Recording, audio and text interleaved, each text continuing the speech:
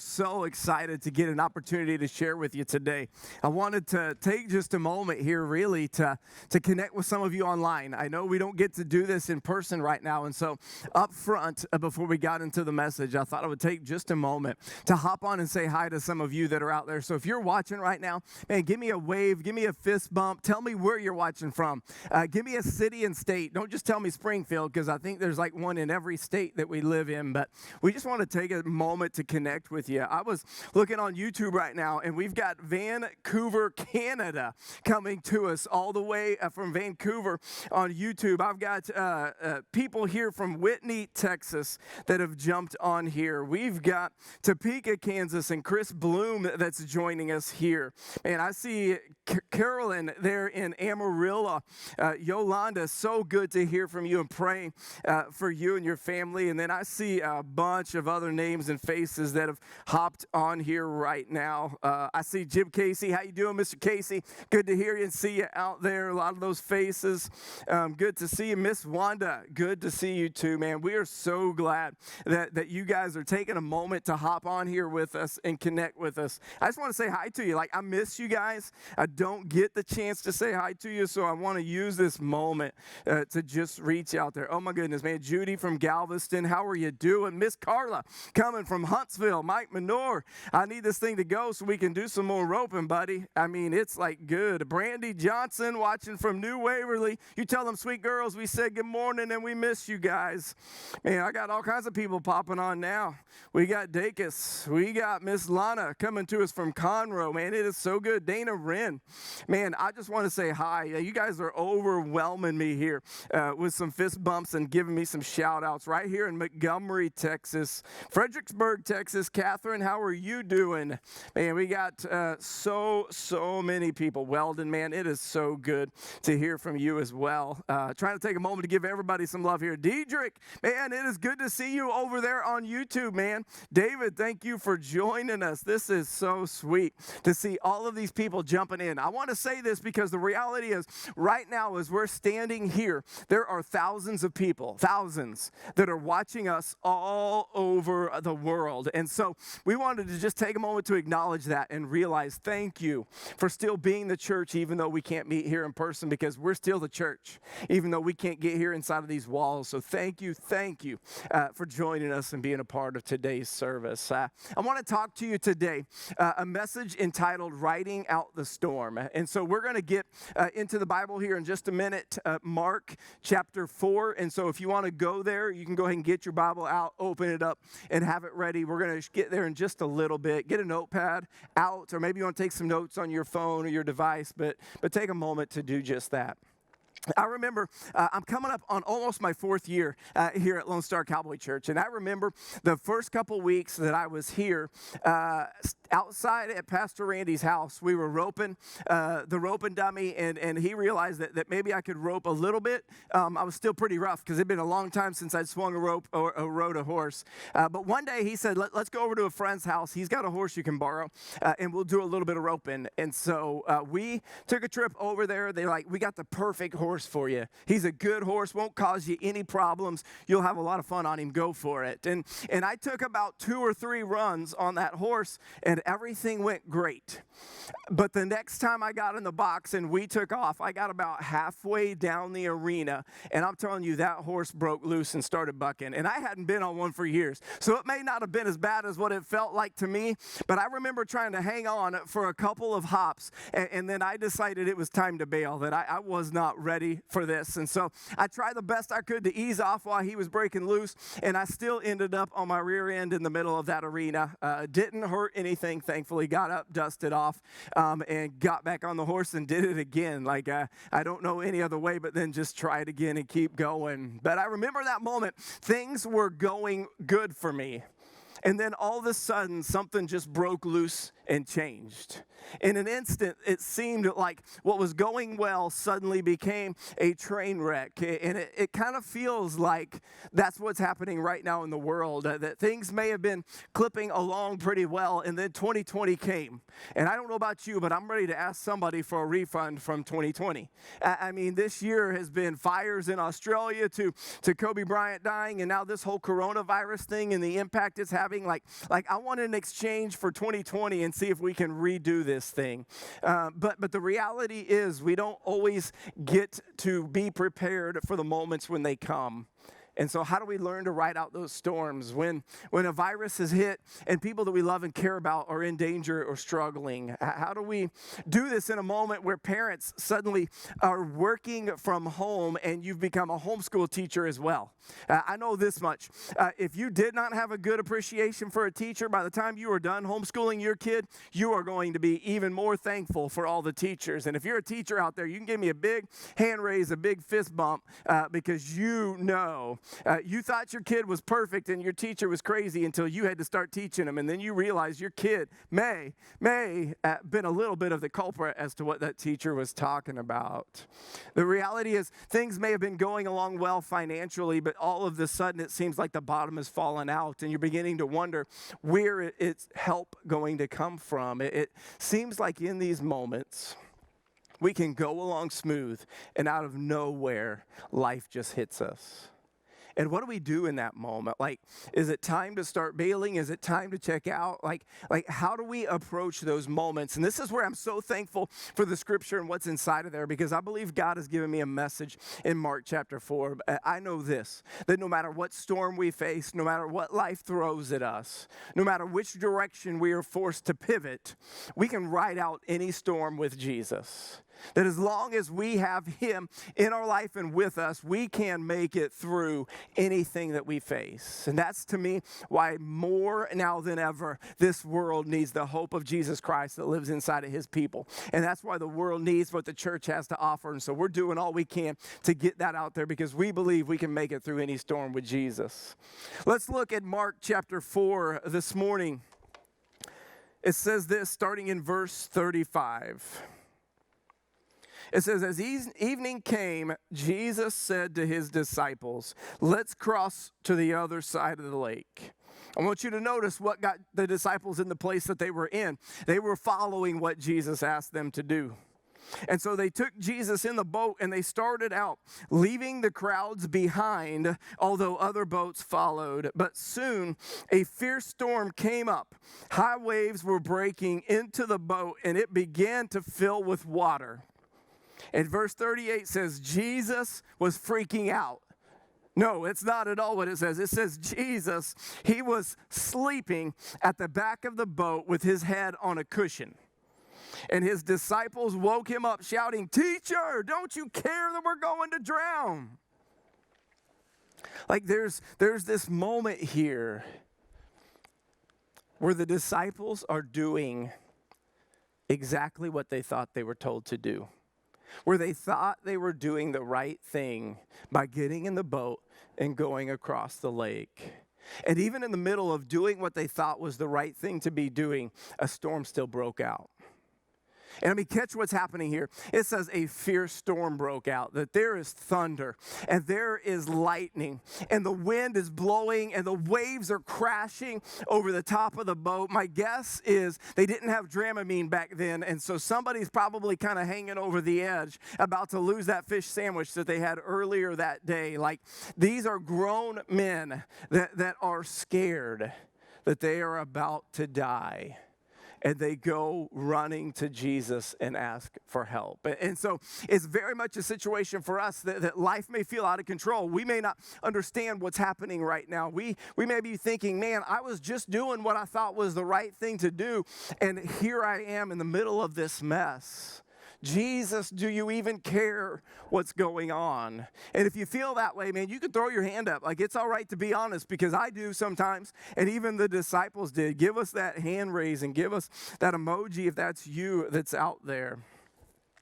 The funny thing, too, to me is Jesus is sleeping in the middle of all this. Not only sleeping, but it literally said he had a cushion. Like he got comfortable and went to sleep in the middle of this storm. And maybe the reality is if Jesus isn't freaking out about it, maybe we shouldn't be freaking out about it either. That if Jesus can sleep through something, then to me, it has nothing to do with Jesus not caring. I mean, think about what the disciples accused Jesus of. Don't you care what's happening to us? The fact that Jesus was asleep did not mean that he did not care. Don't mistake him sleeping for him not caring. I think somewhere in today's world, we've gotten this idea that if we don't get into the same emotional frenzy as everybody else is and speak with the same emotional craziness that everybody else is, we don't care. But that's not the case. In fact, I would say this, that's a lie from the enemy. I get accused of that sometimes in conversations with my family and conversations with people that I work with. Like, don't you care? Like this is going on. Don't you care? Listen, I've rode the emotional roller coaster. I've got the t-shirt to prove it, and it really wasn't that fun, and I don't want to get back on it. But just because I'm not emotionally jumping around with everybody else doesn't mean I don't care. And it's the same moment for Jesus here. It's not that Jesus doesn't care what's going on.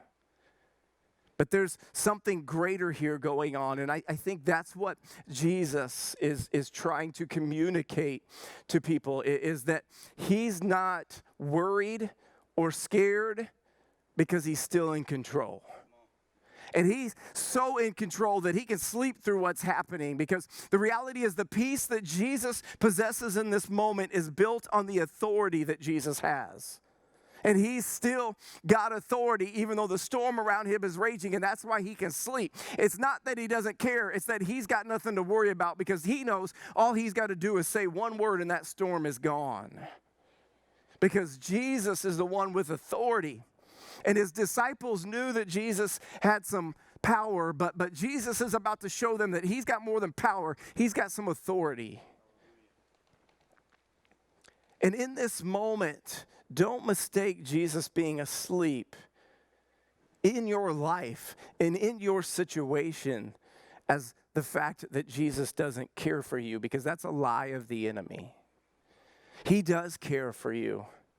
He is worried right now about how you're going to make ends meet, how you're going to keep paying the bills, how you're going to stay healthy. He is thinking about all of those things, and he's not worried about them, but he is more than able to take care of them for everybody, because he has authority over everything. And we need to grab a hold of that this morning, that he has authority, that sometimes things are going to get a little uncomfortable, but just because they get uncomfortable does not mean that Jesus has lost control. But we've got to learn to become okay with being a little bit uncomfortable. And the reality is this: growth is found in discomfort. Like in this season, one, we try to run away from the things that make us uncomfortable. But two, the reality is growth is found when we get a little bit uncomfortable. And I know we don't like that, because we've worked so hard to stay as comfortable as we can in life. But I think there's something that's happening here. See, Jesus couldn't show the disciples what he needed to show them with them staying on the comfort and safety of the shore. We like comfort and we like safety as much as we can create, but Jesus is saying there's some things that I've got to teach you, and you can't learn it in comfort. That I've got to get you into the boat and take you somewhere. And along that journey, things may get uncomfortable, but just know I'm about to grow your perspective of what I can do even when things get uncomfortable. And the more we can learn to get comfortable with being uncomfortable, the more we'll grow in our relationship with Jesus. But the more that we desire the safety and comfort of the shore, the more you're going to miss out on all of the authority that Jesus has for your life. And so we've got to learn to move towards some of the things that make us uncomfortable. That the thing about this to me is that the storm stripped away all the fake places of security that these disciples were looking. You see, that boat was a man-made thing that was manufactured by man's hands to transport them from one place to the other across water and keep them safe.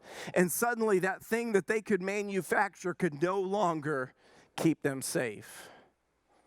that they had abilities, that these were grown men that were expert fishermen that had navigated seas their entire life. And in this moment, Jesus took them to a place that even their own ability was not able to save them from the situation that they're in. And Jesus took them to a place where he shook their belief system, because even out of their mouth they said, Jesus, don't you care? And he's shaking even the lies that we may have built our life on so that we can stay firm on his foundation. But that can't be discovered on the shore of safety and comfort. It can only be discovered on the boat in the middle of the storm.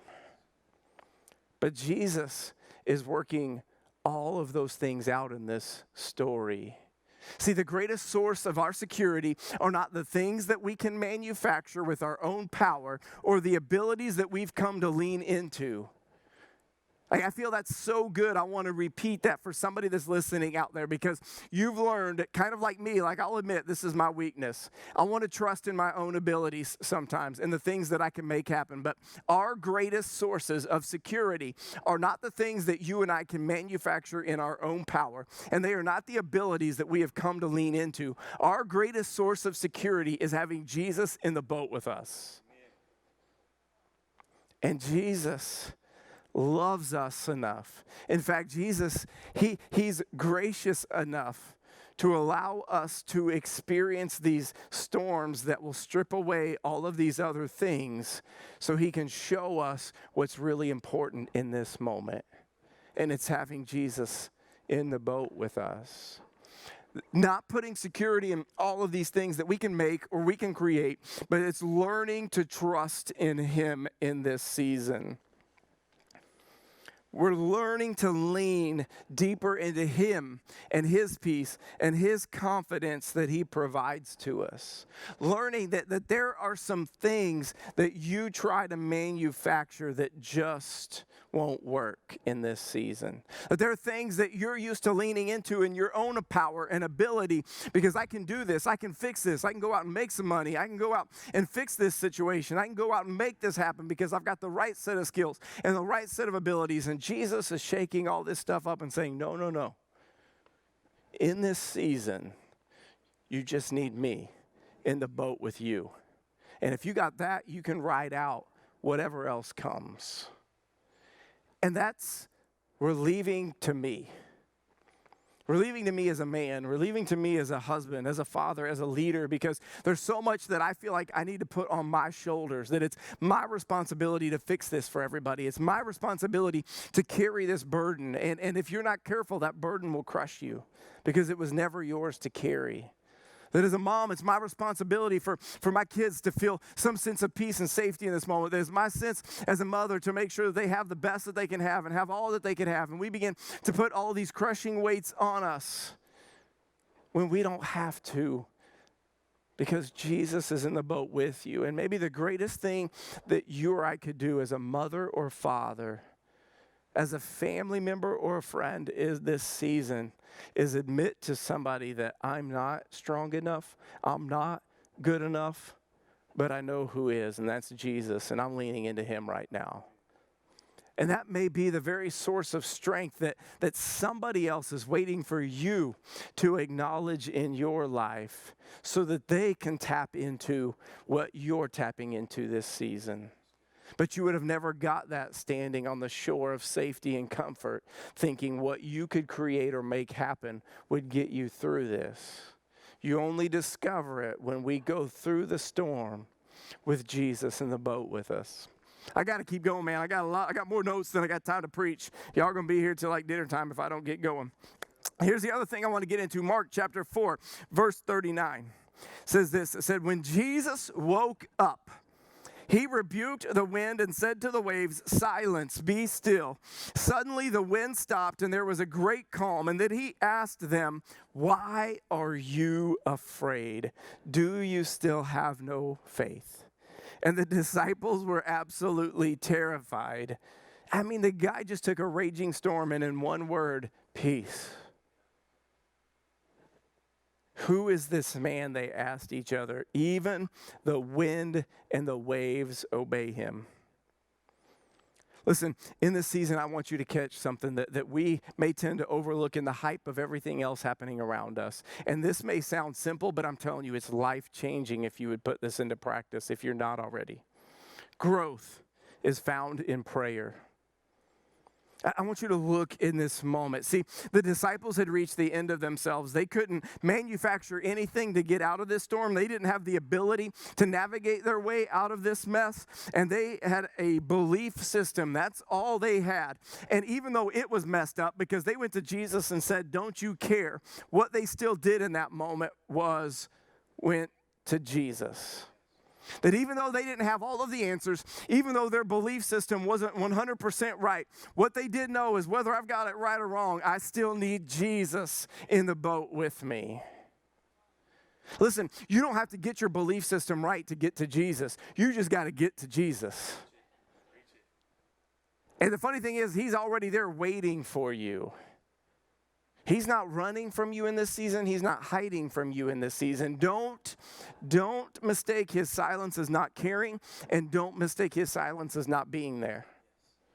Because they didn't hear anything from Jesus during that storm, but he was still in the boat with them. You may not feel like you're getting the answers from him that you want right now, but it doesn't mean that he's not with you right now through this storm that you're walking through. I want you to notice something in this story. This is the part to me that man, I was talking to somebody the other day. This part just gets me. What woke Jesus up? It's thundering. And it's lightning. And I've been through some storms, man. I know how loud a storm can be, but that wasn't waking Jesus up. The wind was howling. Waves were crashing all over this boat, over the top of the boat. The reality is Jesus was probably getting wet wherever he was sleeping at in the boat, and that didn't wake Jesus up. What woke Jesus up and got his attention? His disciples audibly going to him, taking their cares and concerns to him and asking for help. The voice of his followers got his attention in the middle of that storm, woke him up, and in an instant, he did what only he could do. I'm telling you, in this storm, man, like I wish I could get right on your couch with you and get you to understand what I'm feeling inside of me right now. Like Jesus is with you. He is waiting for you with your own voice, with your own words. You begin to reach out to him for help. And I promise you, he'll move in the middle of this storm if you'll just open up your mouth and go to him and ask for help. But see, here's the problem, if we're really honest. I think we have a tendency to talk about Jesus, but never take the conversation directly to Jesus. See, the disciples had obviously had a conversation on top of the boat, and somewhere they had come to the conclusion that Jesus didn't care. That somewhere on top of the boat while Jesus was asleep, they were talking about how bad things were and didn't understand why he sent us here in the first place and why he would let me get here and why don't you care, Jesus? But they finally quit talking about Jesus and decided to go talk to Jesus. Listen, you can talk about your problems to everybody else. You can complain about your problems on Facebook or social media, but let me just tell you now, stop doing it because we all got problems and we don't want to hear about it. Like, social media is not the place for you to regurgitate all the problems that you have. But let me tell you the place you can go with those that will change them in an instant, that will get his ear and get his attention for your situation no matter where you're at, and that is when you go to Jesus with the problems that you have.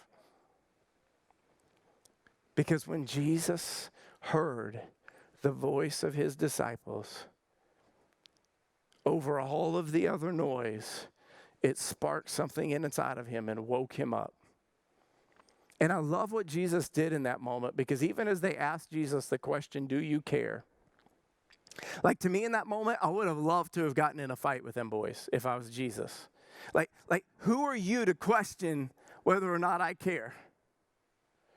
In that moment, he could have defended his actions. He could have felt offended. He could have bowed up like something was wrong. But Jesus didn't even address the fact that they got the wrong question. By his actions, he showed them, I care. He didn't feel any need to defend anything. He didn't feel any need to bow up and take up an offense at anything, because he heard the heart behind what was coming out of their mouth. And by his actions, he said, "Peace, be still."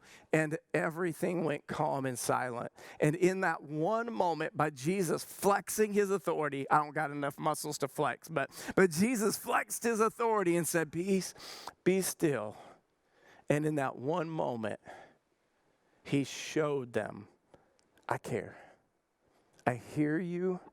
I see the thing that's weighing heavy on your heart.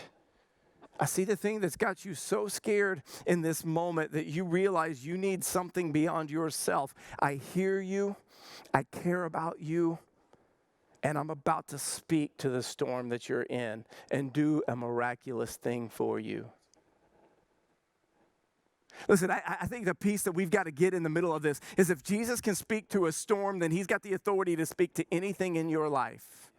And I say that not with arrogance. I say it with confidence, because I'm a man who carried disease in my body that nobody could find an answer to. In one prayer, he healed me. And so I'm telling you, I've not just experienced the power of Jesus. I've experienced the authority of Jesus to touch my body and heal me when nobody else could. I've experienced the authority of Jesus when my bank account wasn't just zero, it was in the red. And I didn't know how I was going to pay my bills or feed my kids or take care of what I had to. But guess what? Every bill got paid, everybody got fed, because Jesus was able to speak into my situation and make something happen in the natural, because he has authority over everything. I'm telling you, Jesus has the authority to speak right now into your life and to cause every bit of fear and anxiety to go away if you would just ask him.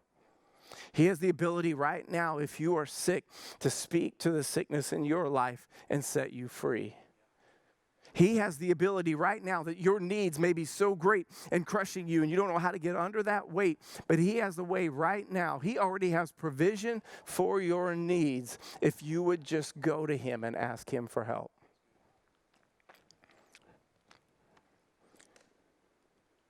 Because this is how we ride out the storm with Jesus, is by going to Jesus, by leaning into Jesus. And we may get things wrong. We may have the wrong idea about who Jesus is. We may not have it all figured out.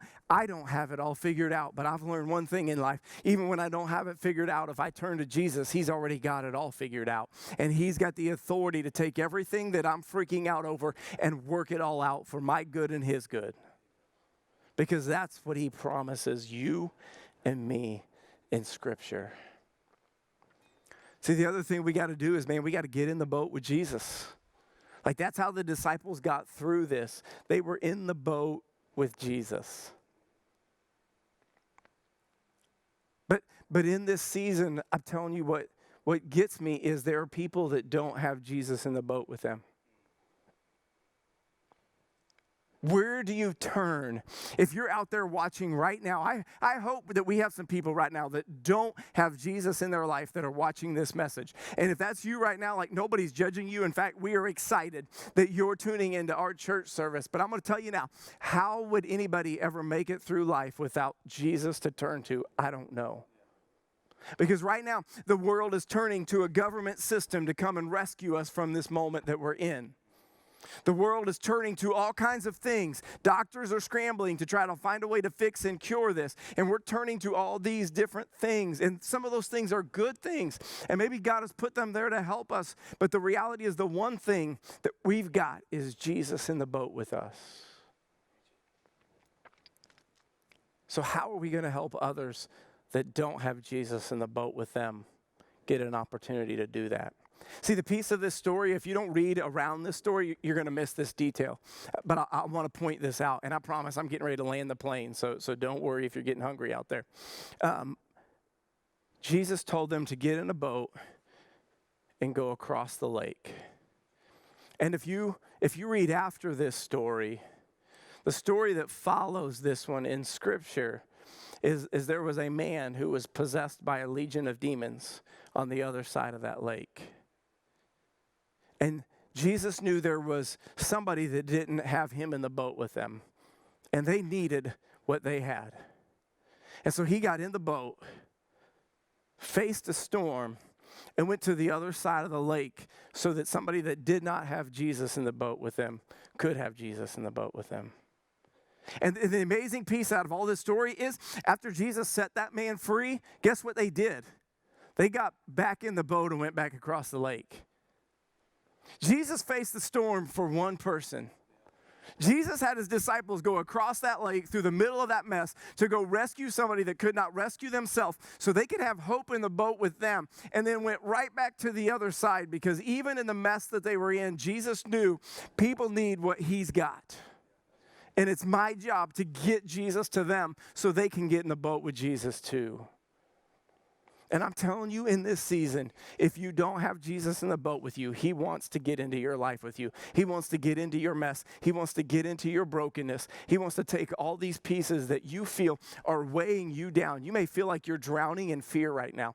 You may feel like you're drowning in anxiety right now. You may feel like you're drowning in depression right now. You may feel like you are sick and you don't know how to get out of this mess that you're in. But I'm telling you, get Jesus in the boat with you and you'll realize I can get through anything that I face in this life.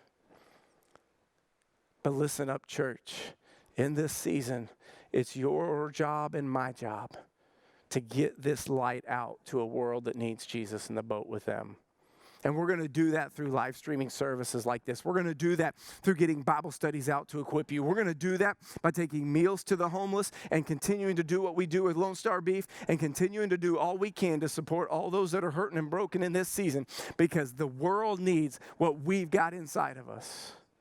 That somebody else needs Jesus in the boat with them, and we're not going to stop just because this financial storm's happening. We're not going to stop just because this virus storm is happening. We're going to, in fact, double down and keep going because we know the world needs the hope of Jesus that we've got in the boat with us.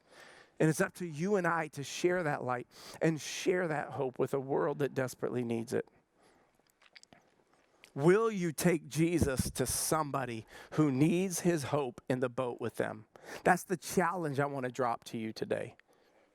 Will you take Jesus to somebody who needs his hope in the boat with them? See, there's always somebody that needs it. You and I are going to pass by people through social media, through online. We know some people right now maybe that struggle with depression. Maybe you know some extroverts that are just dying right now because they're stuck at home with nobody to talk to. There's so many ways that we can begin to reach out and minister to some people and get the hope of Jesus in their life. Maybe you hoarded 2 pallets of toilet paper and your neighbor's using sandpaper right now, and you could be the hope of Jesus by taking a roll of toilet paper to your next door neighbor and loving on him just a little bit. Instead of taking care of your own world, start thinking about the world around you and how you can use what Jesus has put inside of you to minister to somebody else. This is not the time to hunker down and think about ourselves. It is time to double down on Jesus and keep moving forward in what he's called us to do. Amen. And if we do what he's called us to do, guess what? He's going to take care of us. You honor God and he'll honor his people. Every time. But that doesn't always happen without some storms in our life. That isn't always discovered sitting on the shore of safety and comfort. Sometimes we got to get out in the storm with Jesus to realize we can ride out whatever storm we face. And I know this isn't your typical message, man. I usually like to have a few more stories and have a little more humor in it. But man, this one has been weighing on me this week.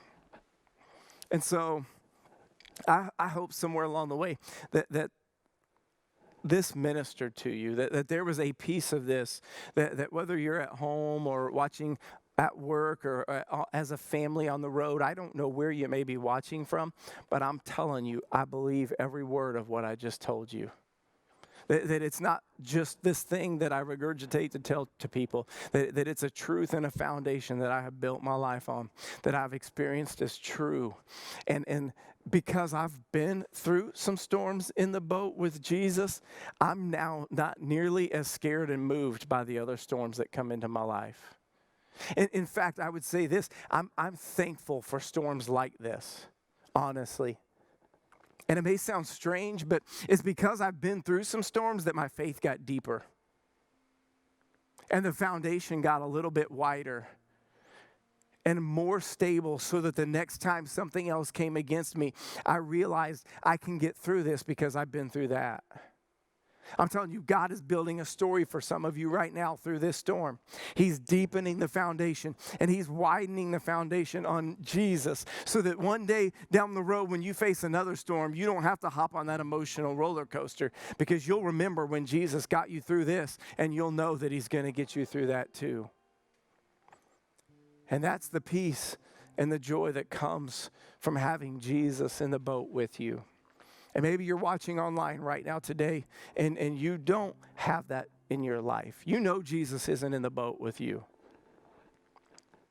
You've been doing things your way, under your power, the way you want to get them done. You keep thinking, if I just work a little harder, if I go find another job, if I wait for the government to mail me that check, if I do this, if I do that, things are going to get better. And I'm telling you right now, let's start by getting Jesus in the boat with you.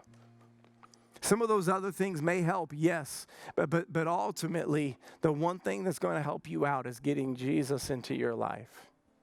I promise you, because then fear no longer has to have control over you, because I'm a child of God. Anxiety and fear and worry and doubt no longer have to control you, because joy and peace can fill your heart and mind. You may struggle with anger or frustration, but the reality is we can have the peace of God that passes all understanding, and His goodness and kindness fill up our heart and life and overwhelm those things. And that's what we get access to when we have Jesus in the boat with us. I'm telling you, Jesus is in the storm that you're in right now, and He wants to get in that boat with you if you would just invite Him into your life. And so here's what I want to do. From wherever you're watching right now, if that's you, maybe you have never given your life to Jesus before, and you say, I'm ready to get Him in the boat with me. Or maybe you've just not been living for Him the way that you should. But today you want to make a new commitment to Jesus, to live for Him and to follow Him and get Him in the boat of your life today. If that's you, we're going to pray a prayer together, and I'm going to invite everybody to pray with me. And this prayer is nothing magical, but if you mean it from the bottom of your heart, I promise you today, Jesus is getting into the boat of your life with you. Let's pray this prayer together. Say, Dear Jesus, I need You to come into my life and forgive me of my sins and make me new. I don't want to do life without You. I don't want to do it on my own, in my power. I want to do it with You, in Your power. Come save me and be the Lord of my life. And I ask it in Your name, Jesus. Amen. Listen, if you prayed that prayer for the first time, or maybe you prayed it today making a new commitment to Jesus, I want you to do this for me. On the screen, in the comment section from wherever you're watching, we're going to get ready to post a link. And so I want you to do two things. If you prayed that prayer for the first time, man, give me a big hands up. Like, give me a big wave, a big high five saying, man, I prayed that prayer, because our online church wants to celebrate with you today. But if that was you and you prayed that prayer, we also want to connect with you. We want to be able to send a Bible out to you, and we want to do all we can to encourage you. And so if you would click on that link, if you prayed that prayer, and let us know that you prayed that today. We want to be sure that we can get some information out to you and get this Bible mailed out to you, because we want you to know that we're here for you. That this isn't just my church. This isn't just Lone Star Cowboys Church. This is our church, and you're part of our family now. And we want to take care of our family. And so do take a moment to click on that, fill that out. Let us love on you. But for the rest of us that are watching, for all of us out there, I want to encourage you this week. Get in the boat with Jesus. That may mean that you need to do some things differently. It may mean that you need to change a few things and start spending a little bit more time in the Word and reading the Bible. It may mean that you need to spend a little bit more time in prayer and talking to Jesus instead of talking about Jesus. It may mean jumping into one of our online Bible studies that are about to be streamed out this week. But I want to encourage you, do all you can to stay connected to Jesus and keep Him in the boat with you. And I promise if you do, you'll ride out any storm you and I ever face with Him in the boat with you. Listen, we love you guys. We want to to connect with you more, keep following the things that we're doing. Hit the like button, hit the share button. If you're watching on YouTube, ring the bell so that all the notifications will come to you and you can stay connected here. But listen, we love you. You're family now. Welcome to the family, Lone Star, and we'll see you here next week.